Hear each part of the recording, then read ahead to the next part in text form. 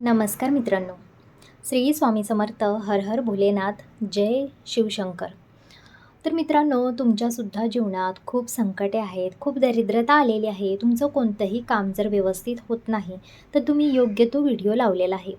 कारण याच व्हिडिओमध्ये मी आज तुम्हाला सांगणार आहे की तुम्हाला असा एक उपाय जे करून तुम्ही तुमच्या जीवनातील जर काही पैशाबाबतची परेशानी असेल किंवा तुमची कोणतीही मनोकामना असेल, ती लवकरात लवकर पूर्ण होणार आहे. जर तुम्हाला अचानक धनलाभ हवा आहे किंवा अचानक तुम्हाला पैशाची गरज आहे, पण तुम्हाला कोणीही पैसे द्यायला तयार नाही किंवा तुमचे पैसे जर कुठे अडकले असतील, तर हा उपाय करून तुम्हाला संदर्भातील सगळ्या समस्या आहेत ताबडतोब सोडवता येणार आहेत. तर मित्रांनो, शास्त्रातसुद्धा हा उपाय अगदी प्रभावशाली उपाय म्हणून सांगितलेला आहे. तर मित्रांनो, आत्ताच आपल्या प्रदीप मिश्रा यांचं जे काही शिवपुराण झालं, त्या शिवपुराणामध्ये प्रदीप मिश्रा यांनी ही माहिती दिली होती आणि तीच माहिती मी आज तुम्हाला सांगत आहे.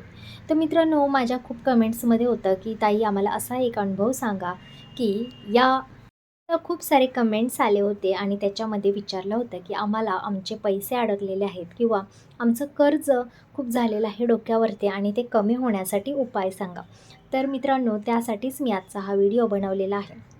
उपाय अगदी सोपा आहे आणि जे कोणी भगवान भोलेनाथांवरती विश्वास ठेवतात, त्यांच्यावरती नितांत प्रेम करतात, त्यांनी कमेंट बॉक्समध्ये लिहायचं आहे, ओम नमः शिवाय, हर हर भोलेनाथ.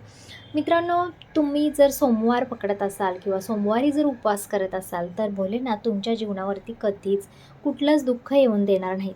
पण तरी देखील असताना माणसाचे काही पाप केलेले असतात आणि त्यातूनच आपल्याला काही फळं भोगावी लागत असतात आणि त्यामुळे आपलं कुठे ना कुठे नुकसान होत असतं. तर यासाठीच आपल्याला भोलेनाथकडे माफी मागायची असते. म्हणजेच काय की आपलं जर कुठे नुकसान होत असेल, कुठं आपलं पैशाचं नुकसान होत असेल, पैसा घरात आला राहत नाही, याचाच अर्थ आहे की कुठे ना कुठे आपण केलेली पापांचं प्रायश्चित्त आपल्याला भोगावं लागत आहे. म्हणून आपण कितीही देवधर्म केले, कितीही काही केलं तरी आपला नुकसान होत आहे किंवा आपल्यावरती कर्ज झालेलं आहे. तर यासाठीच तुम्हाला एक उपाय करायचा आहे. उपाय हा सोमवारी करायचा आहे मित्रांनो. सोमवारी तुम्हाला शिवलिंग मंदिरामध्ये जायचं आहे, भगवान भोलेनाथांच्या मंदिरामध्ये जायचं आहे. पहिली गोष्ट म्हणजे तुम्हाला त्यांना एक तांब्या पाणी अर्पण करायचं आहे आणि त्या पाण्यामध्ये तुम्हाला थोडेसे काळे तीळ टाकायचे आहेत. हे ह्याच्यासाठी असतात की तुमचे जे कोणी पित्र असतील, पितरांच्या आत्म्याची शांती मिळावी म्हणून आपण काळे तीळ टाकत असतो आणि पितरांचे सुद्धा देव कोण आहे, तर भगवान भोलेनाथ आहे. त्यामुळे तुम्ही भोलेनाथांवरती जर पाण्यामध्ये काळे तीळ टाकून त्यांना अभिषेक घातला, तर आपले जे पितर आहे त्यांना मोक्ष मिळत असतो आणि त्यांच्यासुद्धा आत्म्याला शांती लाभत असते. त्यामुळे आपल्या कुठेतरी अजून आपल्या पापातून थोडी मुक्तता होत असते. दुसरं म्हणजे तुम्हाला 108 पानांवरती ओम नमः शिवाय, ओम नमः शिवाय असा मंत्र लिहायचा आहे. भगवान भोलेनाथांचा हा मंत्र अत्यंत प्रभावशाली असा मंत्र आहे आणि हे 108 जी पानं आहेत ती तुम्हाला भगवान भोलेनाथांच्या मंदिरामध्ये बसायचं आहे.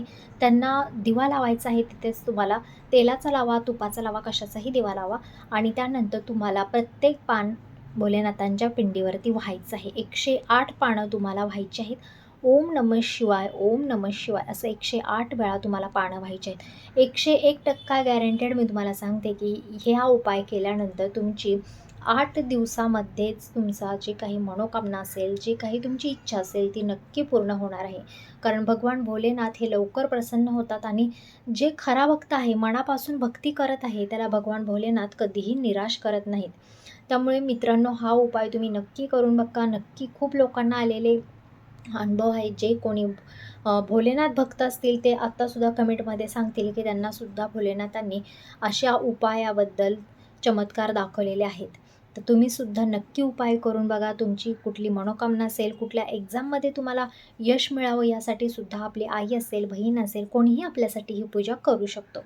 तर मित्रांनो, तुम्हाला दुसऱ्यांसाठी कोणाला पूजा करायची आहे तरी त्याचं नाव घेऊन तुम्हाला तिथे पूजेसाठी बसायचं आहे आणि 108 बेलपत्र तुम्हाला त्याच्यावरती ओम नमः शिवाय लिहिलेली बेलपत्र तुम्हाला भगवान भोलेनाथांच्या पिंडीवरती तुम्हाला व्हायचे आहेत.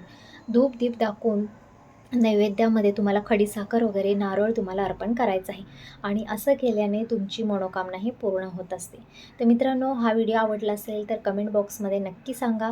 व्हिडिओला लाईक करा, आपल्या चॅनेलला सबस्क्राईब करा, कारण असेच नवनवीन उपाय आणि व्हिडिओ आपण तुमच्यासाठी मी आणत असते.